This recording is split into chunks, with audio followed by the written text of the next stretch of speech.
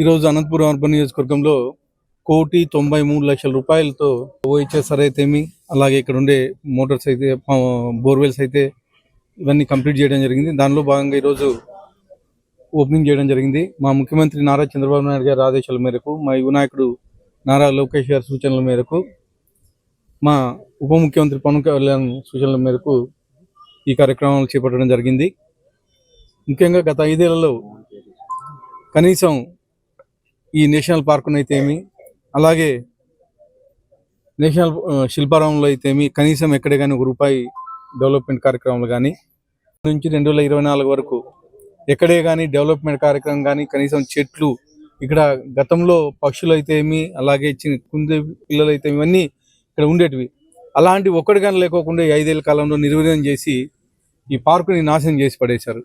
మళ్ళా 2024లో అధికారంలోకి వచ్చిన తర్వాత ఫస్ట్ విజిట్ చేసి దాదాపు 9,50,00,000 రూపాయలు ఎస్టిమేషన్లు ఇవ్వడం జరిగింది.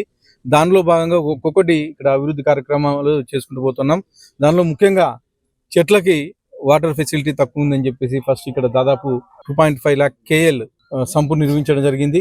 అలాగే దానికి సంబంధించిన మోటార్లు ఇవన్నీ వేపించి సంపులకు నిలబెట్టడం జరిగింది. ఇవే కాకుండా ఇక్కడ నుంచి రాజీవ్ కాలనీకి తాగునీటి అవసరాల కోసం కానీ ఈ పంపులు ఈరోజు ఉపయోగించడం జరుగుతుందని చెప్పేసి తెలియజేస్తా ఉన్నాను. అదే కాకుండా ఇంకా త్వరలోనే మార్చి లోపల ఇంకొక 3 కోట్ల రూపాయలు సీసీ రోడ్లు అయితేమి, ఇక్కడ ఇంటర్నల్గా డెవలప్మెంట్స్ అయితేమి, గార్డెన్ డెవలప్మెంట్స్ అయితేమి, ఇవన్నీ ఈ మార్చి లోపల ఇంకో 3 కోట్ల రూపాయలతో అభివృద్ధి పనులు చేస్తామని చెప్పేసి తెలియజేస్తున్నాను.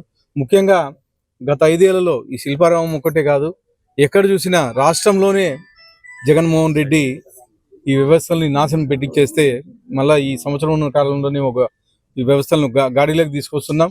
మా ముఖ్యమంత్రి అనుభవజ్ఞుడు కాబట్టి ఈ సంవత్సరం ఉన్న కాలంలోనే అన్ని వ్యవస్థల్ని మొత్తం గాడిలో పెట్టడం జరిగింది. ఖచ్చితంగా ఈ శిల్పారామంని మేము వచ్చే సంవత్సరం లోపల మళ్ళీ పూర్వ వైభవం తీసుకొచ్చి అనేకమైనటువంటి అభివృద్ధి కార్యక్రమాలు చేస్తామని చెప్పేసి తెలియజేసుకుంటాను.